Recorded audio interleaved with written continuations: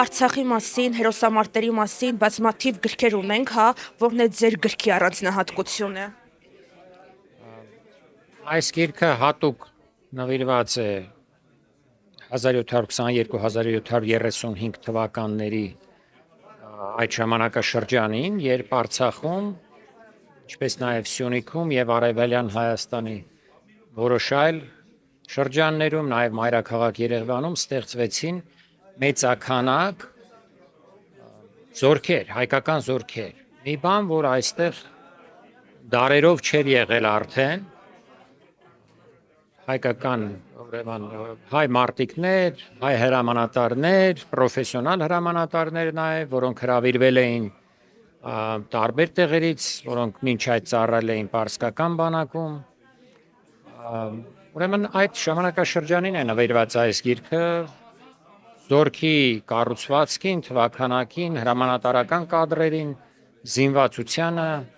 զենքերի տեսականին, զենքերի արտադրությանը, զենքերի ուրեմն թշնամու ծարգրավման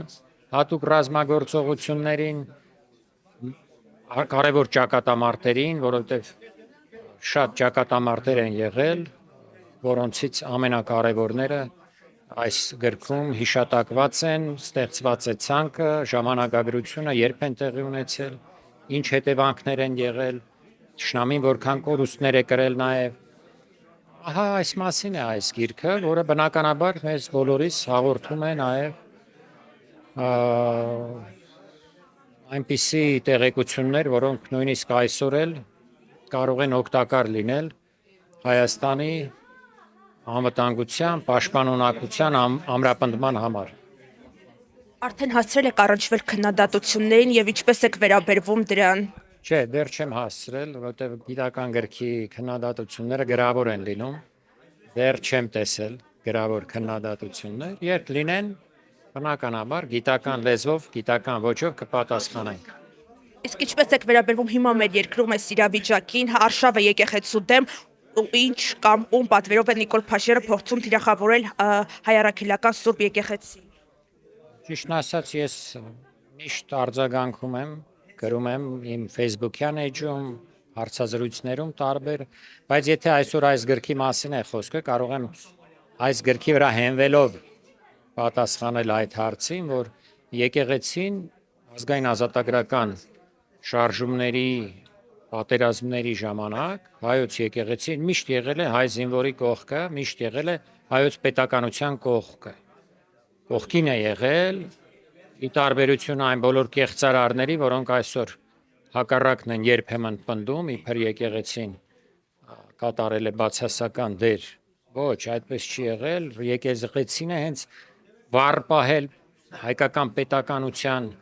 մասին ժողովրդի մեջ եղած հիշողությունը, եկեղեցին է դաստիարակել այն մարդկանց, ովքեր դարձել են հետագայում այս ազատագրական պատերազմների շարժումների ռահվիրաները, եկեղեցին է մոբիլիզացրել ժողովրդին եւ եկեղեցին է ապահովել նաեւ որոշակի գրագիտություն, հայկական ինքնությունը պահպանելու եւ զարգացնելու համար։ Սրբազանների են ձերբակալում, Արշակ Սրբազանին կալանավորեցին, հա, հայրենասերմի մարդու, ինչ կասեք, ինչ նպատակ է սա հետապնդում։ Մի քանի նպատակ կա այստեղ, նպատակներից մեկը բնականաբար հարված է հայոց եկեղեցուն, նպատակ է դրված սկզբից պառակտել եկեղեցին, ստեղծել ինչ-որ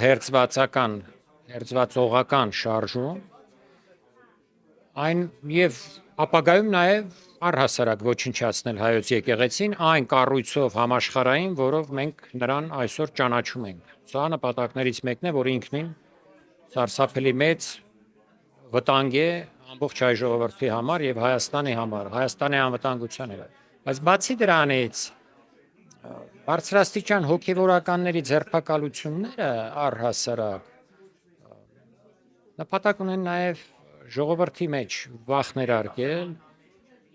բնակչության ավելի ենթարկող դարձնել, իսկ պետական համակարգին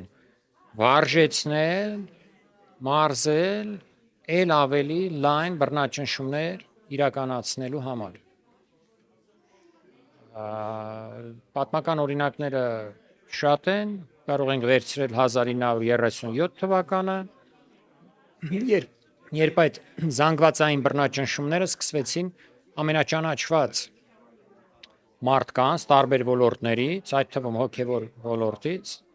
ձերբակալելով եւ շինցու դատավարություններ կազմակերպելով։ Կարող ենք վերցնել նույնիսկ Ֆրանկոյի Իսպանիան, ժամանակաշրջանը ուրեմն 1930-ական, 40-ական թվականները, երբ դարձյալ ֆաշիստական Ֆրանկոյի ուժերը ձերբակալում էին հոգևորականներին նույն նպատակներով։ Այնպես որ այս ամենի դեմ պետք է բնականաբար մենք մեր բողոքի ձայնը բարձրացնենք եւ պայքարենք հանուն արդարության, հանուն հայ ժողովրդի, հանուն Հայաստանի եւ հանուն մեր հավատի եւ ինքնության։